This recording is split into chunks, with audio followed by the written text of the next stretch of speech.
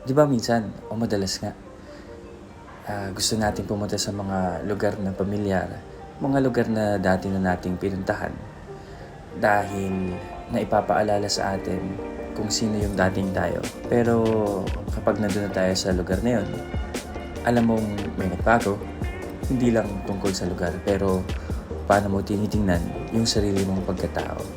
May mga araw na gusto lang natin lumabas ng bahay, kahit wala naman tayo talagang pupuntahan. Wala ring malinaw na plano. Madalas gusto ko lang magkape sa labas. Baka sakaling datnan ng ideya kung anong gagawin sa susunod na mga oras. Baka sakali kapag gumastos ka na, datnan ka ng sipag.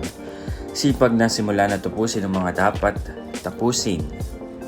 Pero mas madalas, hindi naman talaga. Asa ka pa. Wala lang, masaya lang lumabas, maglakad-lakad, kumain sa mga hindi pamilyar na lugar. Pero masaya ring tingnan muli ang mga pamilyar. Masarap maglagalag. O magdasal kaya.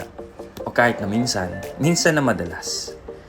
Hindi mo naman talaga alam kung kanino ka nananampalataya. Pero sigurista ako Diyos man ng tao, o manilikha ng universo, o puwersa ng kasaysayan. Dinadasalan ko na lang lahat. Para more chances of winning. Baka lang. Masarap gumala kahit walang agenda. Pero syempre pag uwi mo, pagod ka pa rin.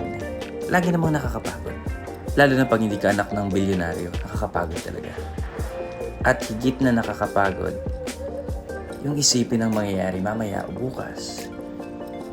Dahil ang bigat isipin ng hinaharap kung makakaya mo ba.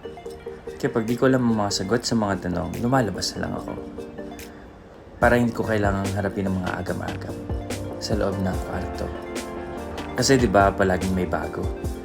May bago sa lalim at lawak ng tanaw at bilis ng mga iglap. Sa gayon, nakakausap ko ang sarili ko. Pagkaari ko ang mundo kapag ganun.